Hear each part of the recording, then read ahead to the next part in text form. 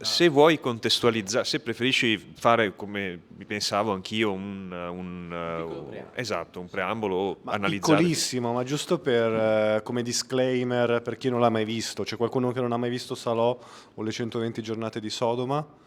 Ok, spero non siate particolarmente impressionabili, perché è un film che sia per tematiche che per messa in scena è molto, molto, molto forte, molto potente. E, siamo... No, li posso salvare tutti. ok. Siamo nella Repubblica di Salò, chiaramente. Signora Maggi. Esatto. E i quattro signori che rappresentano ognuno il potere, eh, riprendendo ovviamente De Sade, rapiscono dei ragazzi, si rinchiudono in una villa e, e danno il via a quella che loro stessi definiscono la unica vera anarchia del potere. E basta, solo questo. Eh. Sì.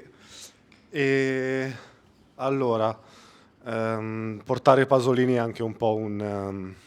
se l'ha fatto lui va bene, ok? Cioè lui poteva fare tutto. Un altro italiano che proiettiamo qui. Esatto, esatto. No, non è vero. E a lui hai mandato la mail no, Non so, è andata a vuoto. era È andata a tornato vuoto. indietro 2 o 3 Ok. volte e poi mi hanno detto no, il signor Pasolino non è disponibile. Ma almeno da morti li aspettiamo, insomma, cioè se vogliono venire a farci Tanto chiamiamo visita in l'invidium qualche forma, per avere la testimonianza, non ha mai funzionato. Scusate. insomma, non è mai detto. E, e allora, questa è la. Allora, il film innanzitutto porta avanti quello, cioè il film simbolo di quello che faccio, perché non è solo shock, non è solo trauma, non è solo violenza, ma è anche arte, è anche comunicazione, è anche società, è anche politica, è un sacco di cose. Ed è anche merda, e la merda può essere arte. Quindi in questo senso per me Salò è il film simbolo di cinema degli eccessi, insomma. Il contesto l'abbiamo detto, il film è tratto dal libro di Incompiuto di De Sade. De Sade rinchiuso in manicomio per i suoi scritti durante la Rivoluzione francese, alla Bastiglia proprio se non ricordo male. E, e lui diceva quello che era anche necessario dire, e per questo è stato insomma condannato, rinchiuso, ma il suo modo di dire, oltre che certo estetizzare quella che era la sua vita di libertino, è anche quello di eh, far diventare grottesco il potere. Cioè De Sade ha una vena comica incredibile, quasi demenziale a volte, in tutto quello che riesce a mettere in scena, su carta, insomma, delle perversioni complicatissime anche da realizzare, che già perché ti sei impegnato a fare tutto questo arzigogolio per venire, sei ridicolo, ok? E se lo fai dalla tua posizione di potere, forse perdi agli occhi degli altri, soprattutto delle vittime, il tuo essere ridicolo, ma rimani. Questo sicuramente lo è. E Pasolini, appunto, concentrando in sole 2 ore e qualcosa, un libro immenso, appunto in cui si descriveva ogni singola giornata e appunto incompiuto, trasferisce il periodo alla Repubblica di Salò e quindi questi quattro signori, diciamo che fuggono e si rinchiudono con le loro vittime, tutte antifasciste e figli di antifascisti soprattutto in questa magione in realtà ricolmissima d'arte, dimostrazione di come insomma la cultura non fa la persona, ok? E forse negli anni 70, in questo film del 75, è uscito nel 75 se non ricordo male, non era così scontato, si aveva sempre un po' troppo riguardo, un po' troppo rispetto per chi aveva una certa cultura, senza dimenticarsi che sotto quella cultura bisognava vedere che persona c'era. E questa scena ha due elementi principali. molto, molto anche freudiani, la madre, la maternità e la merda, ok? Si può dire merda? Ok. Ok. La merda in psicoanalisi, innanzitutto è molto collegabile al denaro, ai soldi e quindi al potere, è il corrispettivo. Infatti si nota che chi ha problemi con il denaro spesso ha anche problemi relativi con la stitichezza o il contrario. E quando siamo bambini, il momento in cui riusciamo ad avere il controllo dei nostri sfinteri è il momento in cui diventiamo individui, è la prima forma di individuazione, e, soprattutto dalla madre. E i complimenti che ci fanno rispetto a questa funzione sono quelli che poi effettivamente riescono a strutturare la nostra personalità e determinati aspetti della nostra personalità, come appunto quello del denaro.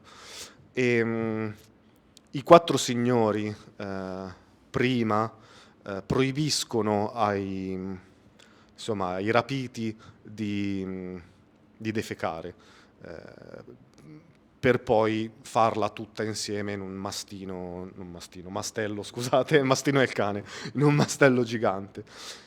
Controllare, quindi avere controllo sulle funzioni base dell'uomo, non solo è una forma violentissima di controllo, ma è un controllo che va indietro nella storia e nella psicologia della persona, proprio nella sua infanzia, ed è questo l'aspetto terrificante e anche l'aspetto che ci sconvolge, ed è anche per questo che la troviamo insomma disgustosa, ok? Penso una cosa relativa sempre al nostro corpo è quella che ci disgusta di più, e Pasolini porta i quattro signori a rimetterci in contatto con quello e a esercitare questo controllo esagerato. E dall'altra parte c'è la maternità. E la maternità, collegata appunto a questo concetto, è il rifiuto della maternità, quindi il matricidio, ma anche il parricidio, in teoria immaginati e simbolici, non sono cattivi per forza, non sono per forza negativi, non dobbiamo preoccuparci se ad esempio abbiamo sognato di uccidere nostro padre e nostra madre. Sono in realtà anche quelli strumenti di individuazione in cui il bambino si separa. C'è un'ambivalenza molto, molto profonda verso la madre nella fase edipica di amore e di odio. E quindi loro si separano di netto, ma questa separazione, ok, non porta a un'individuazione, non porta a separarsi, a uno sviluppo della personalità. Porta loro perché non si individuano per... Lacan dice che ci si individua, ci si separa dalla madre, si uccide simbolicamente la madre per poi avere la propria strada culturale e di linguaggio, ok? Loro non lo fanno per questo, loro lo fanno per tornare indietro alla fase pulsionale, quindi la signora Castelli, mi pare che si chiami lei, o qualcosa del genere. No, Quella che parla? quella che parla. Maggi. No, Maggi è l'altra. No, Vabbè, Castelli. Castelli. Castelli. La signora Castelli la uccide per andare a fare sesso, ok? E anche il modo in cui lo racconta il duca credo, o il presidente, vabbè, li confondo poi i personaggi. Comunque Paolo Bonacelli. Esatto, è da vedere in quel senso. E quindi cosa ci vuole dire in sostanza Pasolini? Ci vuole dire che il fascista, per quanto si reputi, come in questo caso, anche molto vicino alla cultura, al linguaggio, alla consapevolezza, in realtà è un essere inevoluto che tende continuamente a tornare alle pulsioni principali, alle pulsioni iniziali, quelle del bambino che non guardano in faccia a nessuno. Il bambino vuole soddisfare, vuole una cosa, la prende, punto, senza guardare in faccia a nessuno. E loro fanno questo, e fanno questo però non per conto loro, ma strumentalizzando questi giovani che sono antifascisti, quindi strumentalizzando l'antifascismo, che è un po' quello che si vede adesso nella diatriba, no? C'è una strumentalizzazione effettivamente da ambedue i lati, ma prima quantomeno ci si vergognava di determinate cose, adesso non ci si vergogna più e si strumentalizza, ad esempio, l'antifascismo. Ultimamente ho letto più di una volta che l'antifascismo è una mafia. E, e sinceramente io non arrivo neanche a capirlo questo collegamento, non ho gli strumenti per capire questo collegamento. E, e niente, questa è la visione anche psicologica, psicanalitica del film di Pasolini e soprattutto di questa scena. Poi ci sono due elementi più cinematografici, meno psicoanalitici, che ci distruggono. Quando la signora Castelli inizia a raccontare, abbiamo tutti i signori, tutti insomma sì, signori che cominciano a stoccacciare le loro vittime.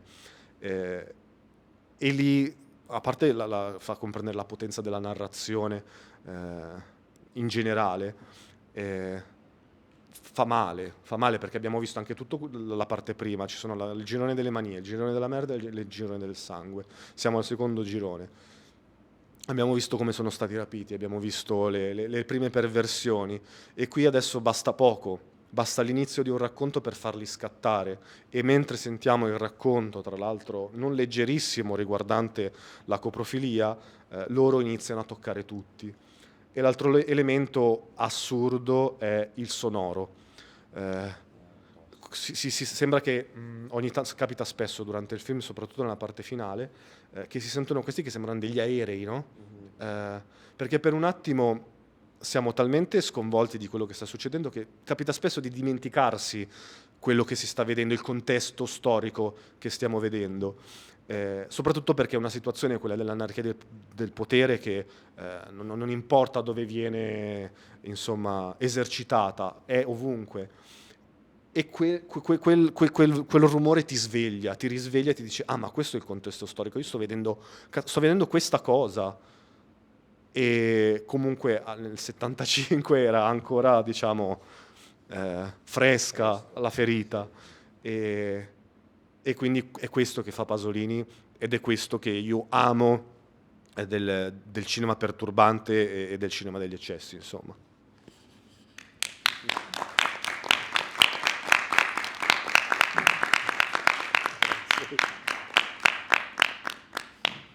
Grazie.